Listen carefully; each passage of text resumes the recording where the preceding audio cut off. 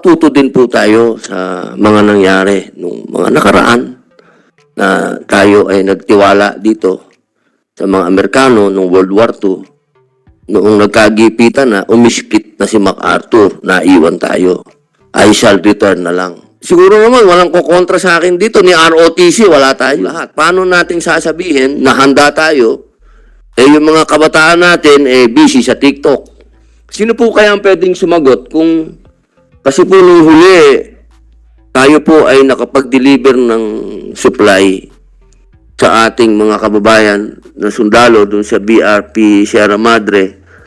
At bagamat nandun pa rin po yung mga dayuhan na paikot-ikot doon, paharang-harang, pero nakita po ang presence ng US Navy, yung kanilang eroplano. Totoo po ba ito?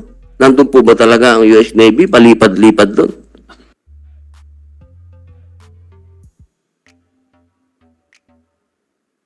Yes, sir, we acknowledge, sir, yung presence ng Poseidon aircraft during the first and the second RORE. I think it's coordinated, sir, sa AFP under the framework ng MDB-SEB yun, sir. Okay, Chairman, may tanong ko lang po kasi US Navy, armed forces na po nila ito, di ba? Ng Amerika. Yung ating po, yung gamit ng dayuhan ay Coast Guard. Wala po ba tayong nababiolate doon na ang Coast Guard po kasi parang civilian din naman yan in nature. Tapos tayo, meron na tayong ina-accept po natin na meron na tayong armed forces doon na ng US at Philippine Armed Forces na nandun sa paligid. Sir, yung activity po ng Chinese Coast Guard doon, yun po yung illegal. Yung pong presence ng US military at saka ng Coast Guard and Philippine military doon sa exclusive economic zone natin is within our right po. Meron po tayong MDT. Wala pong question doon, Chairman. Wala pong question doon kung sino yung illegal doon. Ano, ang sinasabo po natin sa Act of War. Wala naman. Hindi po ba yun parang tayo halimbawa, ang itinapat sa atin ay civilian lang, ang tinapat natin ay armed forces na. Hindi ba po yun parang one step forward tayo? Mr. Chair, hindi naman po, sir. Kasi yung meron naman pong klarong definition ng Act of War. At saka titignan natin, sir, yung Chinese... Ano po ba yung klaro sa inyong Act of War? Pati ba paliwanag niyo sa amin? Armed attack po yung as defined po ng Article 51 po ng United Nations. Klaro Di ba civilian ho yun? Civilian ng Coast Guard? Sa Umaaligid-aligid yung organisasyon po ng PLA Navy, yung Coast Guard po is under po ng PLA po yon, pati po yung mga Chinese militia vessel. So technically speaking po, hindi po civilian yung nature ng Chinese Coast Guard na nandun. Sa international law, ang Coast Guard ay civilian in nature, sir. Pero acknowledge po ng lahat na under sila po Huwag natin ibahin ng international law, sir. Ang Coast Guard ay civilian in nature. Pulis nga lang yan eh. Pulis ng karagatan. Yung sa atin po yun. Pero yung sa kanila ho, hindi yung pulis karagatan. Coast Guard, sinasabi po ba natin, sir, na ang Coast Guard ng China ay hindi civilian in nature? Sir, nandun po sa mga findings sa mga international law expert, including kung titignan natin yung organization ng People's Liberation Army Navy. Sir, Army Navy po ang sinasabi nyo, Chairman. Ang sinasabi ko po, Coast Guard. Under po sa kanila yung Coast Guard, yung militia. Ay, tama po ito, under ninyo ito. Hindi po. Civilian in nature. Sir, binibigyan nyo ng ibang ibig sabihin ng Coast Guard. Kung ibig nyo sabihin ng Coast Guard, iba ang definisyon ng China. Opo. Wow, talaga lang, Papa, ba't kayo nagtataas ng kamay, sir? Chairman, nagtataas ng kamay. You have anything to say, Admiral Abu? Yeah, Mr. Chair, being the representative of the Coast Guard, I think I need to pitch in something in the discussion about the Coast Guard. In our country, the Coast Guard is well under the Department of DOTR Transportation, but we are claiming to be the third and uniform armed service of our country. The Coast Guard of China is under the Chinese Military Commission. The Coast Guard of the U.S. is under the Department of Homeland Security of the United States. So this is almost similar to what military is doing. And Chairman, maputol Mr. ko lang po kayo. Opo. Hindi natin pinag-uusapan yung definition ng country. Definition ng country natin, definition ng country ng China, definition ng international law kung ano ang Coast Guard. Okay? Kung ano ang tinatanggap ng international law sa Coast Guard. Ang sinasabi niyo po ba, Admiral, hindi ba po dapat na kayo ang dapat nagpapatrol doon? Para po niyo bang inaamin na hindi niyo kayang pangalagaan ang ating dagat at kailangan natin ng US Navy? Sir, sagutin niyo po. Simple lang naman po yung tanong ko, Chairman. yeah, Mr. Inaamin po ba natin na hindi natin kaya? Kailangan natin ng US Navy doon, paikot-ikot. The reason why we are asking for the support of the national government in modernizing the Coast Guard, because the Coast Guard right now is entrusted with the national government in handling the issue in West Philippine Sea. Hindi po natin pwedeng sabihin na hindi natin kaya. Kinakaya po natin. We are mastering the much needed courage, determination, and patriotism of our Coast Guard personnel in the area. The reason why we are facing even the biggest among the ships of China Coast Guard, dire China natin. So kaya po nandito kami, ay nangihingi kami ng suporta sa kapulungan ito para matulungan ng Coast Guard to improve our capability. Now, in terms of, may I add, Mr. Chair, in terms of the definition of the Coast Guard based on international law, there is no exact and precise definition that the Coast Guard is not, is a civilian. It depends on how a country, the administration, attaches to legislation the Coast Guard of its particular country. So wala pong exact definition sa international law na tayo ay civilian. That's all, Mr. Chair. Chairman, wag natin masyadong, kasi mahirap yan eh. Dina-justify natin sa buong mundo may Coast Guard. Okay? Sila ang nagpupulis ng dagat. Ang armed forces, andyan yan pag-gera na. Huwag natin ibahin eh. Kasi na tayo eh. Ang hirap naman natin na para naman tayong yan eh. Hindi naman kayo ang re-respond. Nangyari na po yan sa Scarborough Show. Sa panahon ng administrasyon dati. Alam naman po natin yung nangyari dyan. Nung naglabas kayo ng gray ship, naglabas na rin ng gray ship ang China, kaya nga nagkaroon ng standoff dyan eh. Matuto din po tayo sa nangyari. Hindi naman po pambihira naman mga kapatid ko. Ang sinasabi ko lamang po, at gusto ko lang malinawan ng lahat, inaamin ba natin na kailangan na natin ng Amerikano dyan? Yun lang naman po eh. Simple lang. Yun po ba? Andun na po ba tayo? One step na po ba tayo forward, mga kapatid? Mga kasama namin sa armed services. Yun po ba? Talaga po bang eto na tayo? Nandito na tayo. Kasama na natin sila. Nandyan na sila. Siguro gustong tukuyin ni Senator Robin na Yusek Madriaga kasi naging successful yung resupply mission natin sa BRP Sierra Madre just a few days ago dahil merong US aircraft na nag-orbit dun sa West Philippine Sea. Is that the main cause? Bakit naging successful yung resupply mission natin? Dahil meron presence ng aircraft ng Amerika? Kasi kung wala, ang siguro ang gustong tanongin ni Senator Robin, kung wala ba yung presence na US aircraft doon, hindi magiging successful yung resupply mission natin sa BRP Sierra Madre. Thank you, Mr. Chair. Hindi po. Ang naging successful po yung RORE natin is dahil sa katapangan at galing ng ating mga Coast Guard at Philippine Navy personnel at saka yung mga civilian personnel na nandun sa Unay sa May na Yung presensya po ng Amerikano doon is tulong lang po yun sa maritime domain awareness at parang may eye in the sky na nanonood ng buong pangyayari. Did we request the presence of the US aircraft there? May coordination po sa AFP. But kahit po pala yung... Sino tayo bang humingi ng tulong o sila nag-volunteer? Anong coordination? Pwede pong tawagin si J3. Pero pwedeng sagutin po. Sir, wala po tayong inaamin at hindi po tayo aamin na hindi natin kaya yung trabaho. Medyo, kaya may Amerikano o sinong ibang bansa po, kaya po ng Philippine Navy, kaya ng Philippine Coast Guard po yan. Hindi po tayo susuko dyan, kaya may Amerikano o wala. Hindi po tayo aamin kaya hindi natin po kaya. Kakayanin po natin kahit ano po yung gamit natin. Yan lang po yung gusto namin i-manifest dito sa... Chairman, patutunayan ko po yun. Dahil ako, hindi naman ako Coast Guard. Hindi din naman ako, civilian lang ako. Pero nakapagdala ako ng supply doon sa iyo.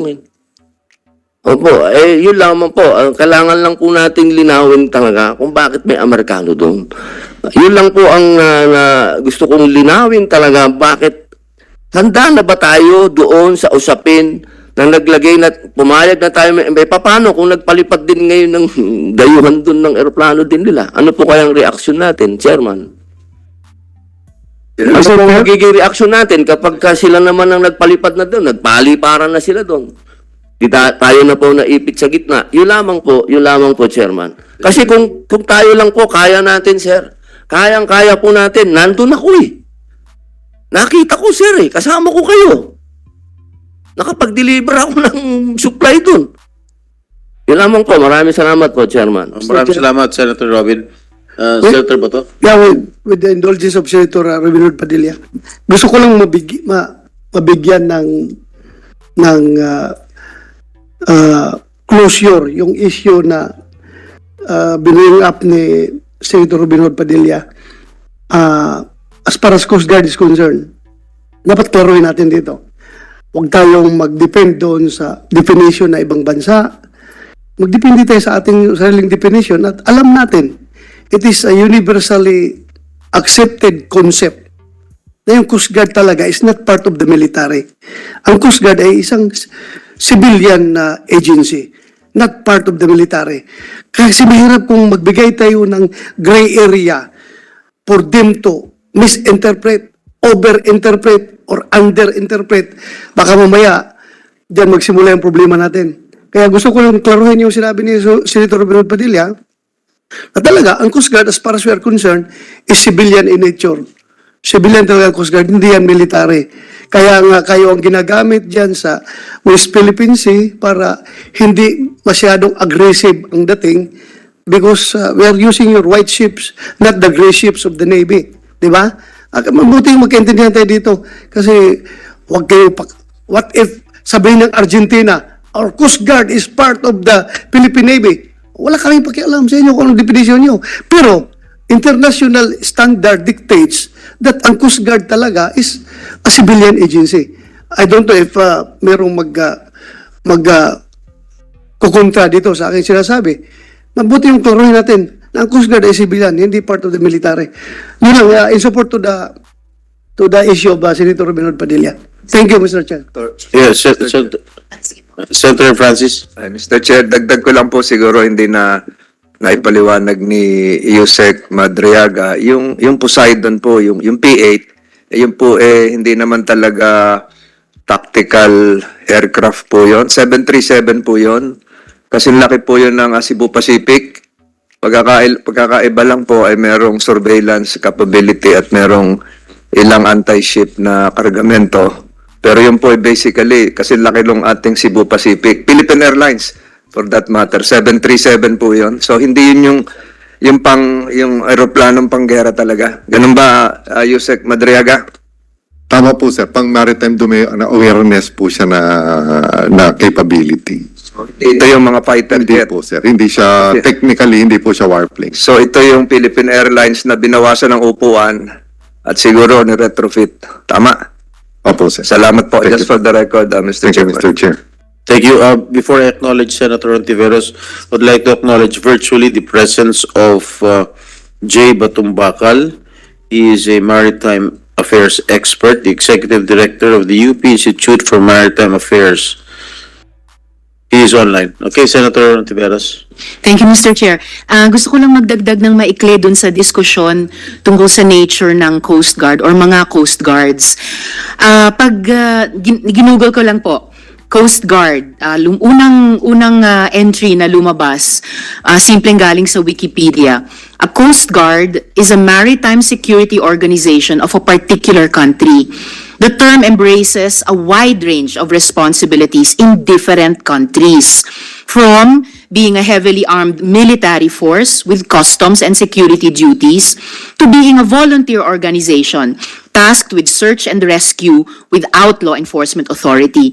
In most countries, a typical Coast Guard's functions are distinct from those of the Navy and the Transit Police. So parang sa Pilipinas. While in certain countries, they have similarities to both. Ngayon naman po, Mr. Chair, para lang ipagpatuloy yung diskusyon na sa iba't ibang bansa, iba ang kalikasan ng mga Coast Guard. Nung ginugol ko naman po yung China Coast Guard, lumabas po dito sa entry dun sa website na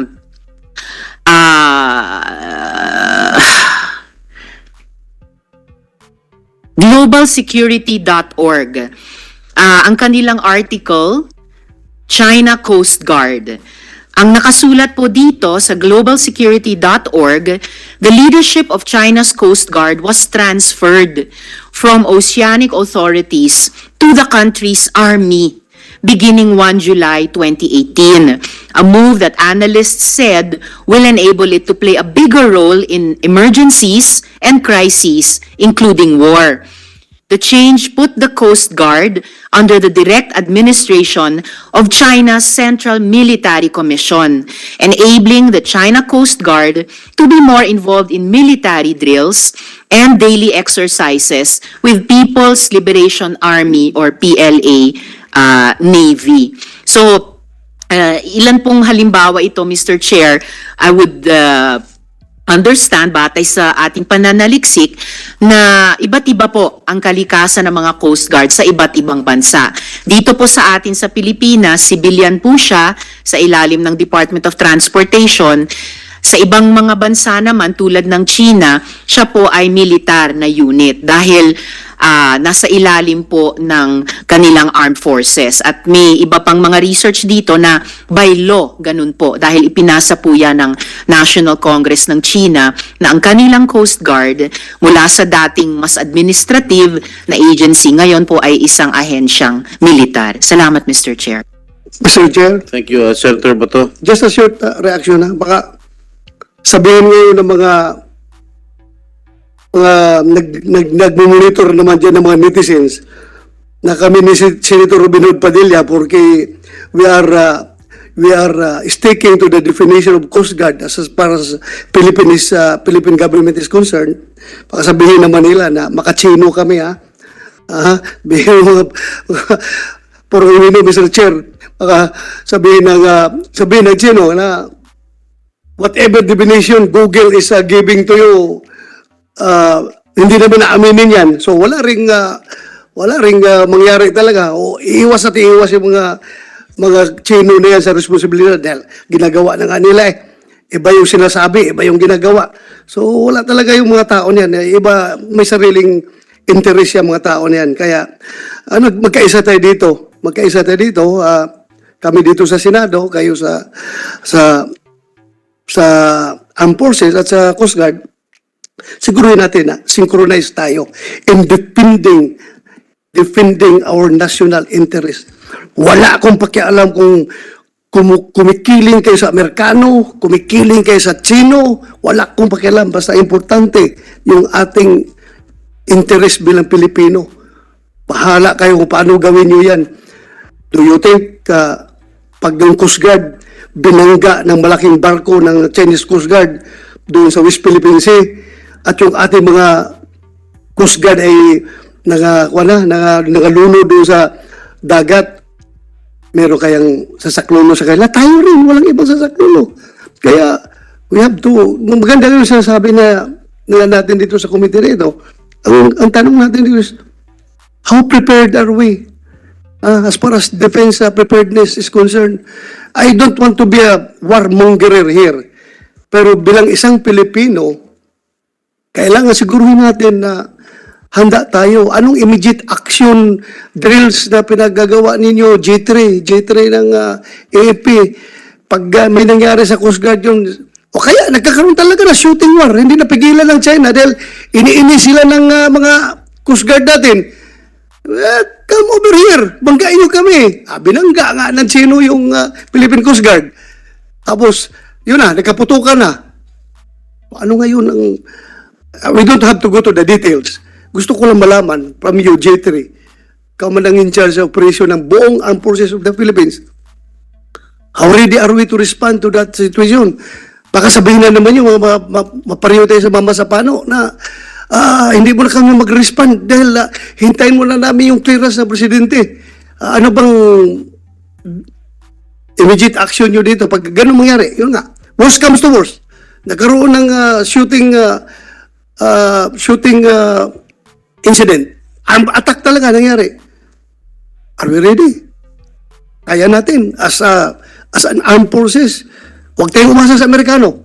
Huwag tayong umasa sa ibang bansa. Tayo lang. Kasi wala mo talaga ibang malasakit dito. Tayo lang, Pilipino. Ikaw, G3, kaya natin. Mr. Chairman, Your Honor, sir, we will be ready when the time comes. And in fact, we are preparing the necessary contingency plans with the supervision of the Department of National Defense for all eventualities, especially in the ongoing missions in the West Philippine Sea. So, but with that time, with all our capabilities, with the Armed Force of the Philippines, the Navy, and the Air Force, the Army, and the Western Command, we will be ready, Your Honor. Thank you. At when the time comes, tawagan nyo kami ni Senator Robinor Padilla, Senator Tolentino, Senator Jingo, Senator Risa. We will go with you. Dala kami ng armas. Lalaban kami doon, samahan namin kayo. Pag dumating yung panahon na yan, tawagan nyo lang kami. Sasama kami sa inyo. Yes, Huwag kayo maglala. Thank you very much for that assurance. Chairman, dagdag lang po ako. Okay, Senator Opo. Robin. Opo, napakaganda po kasi ng punto natin. At alam ko naman po nagkakasundo tayo sa isang punto. Ayaw po natin ito mag-escalate.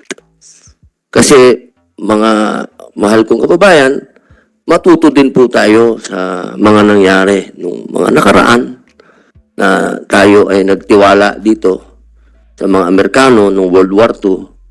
Pero ano nangyari? Noong nagkagipitan na, umiskit na si MacArthur, naiwan tayo. I shall return na lang. Bagi-bagi ba tayo ng 3 taon? Hindi naman natin gera talaga hindi naman natin kalaban yung Hapon eh. Nasabit lang tayo doon. At least, Senator Robin, Opo. nag-return talaga. Nag-return. nag-return, no? At least, Nag-return po si MacArthur nung panalo na tayo. Inagaw na naman ng mga Amerikano yung glory na sinasabi nila sila tumalo sa Hapon, pero ang katotohanan, historically, at yan po ay patutunayan ng mga historian, nagtatago na ang mga Hapon nun. Nananalo na ang mga gerilya nung dumating sila MacArthur. Kaya ang gusto ko lamang pong idiin, okay, kaibigan natin ng nandyan sila, maraming salamat, pero wag naman po tayo ibala. Baka tayo ibala lang ng mga yan eh. Wala naman problema sa akin tanda ko na rin naman, masarap din maging bayani, di ba sir? Pero wag naman yung magpapakabayani tayo para sa glory ng iba. Kung magpapakabayani tayo dahil sa Pilipinas, gulo natin. Tayo. Hindi dahil ibinala lang ako, ibinala lang tayo ng ibang nasyon. Kasi po malalim masyado itong nangyayaring ito. Bakit hindi dapat tayo maging kumbaga sa chess phone, wag naman tayo maging phone. Sana man lang bishop tayo, di ba? Hindi dapat tayo yung phone dito. Napakahalaga po na ihanda din natin yung ating mga kababayan. Kasi sa ngayon, sir, siguro naman walang kukontra sa akin dito. Ni ROTC, wala tayo. Siguro naman, sa usapin na yun, nagkakasundo tayong lahat. Paano natin sasabihin na handa tayo, yung mga kabataan natin, busy sa TikTok.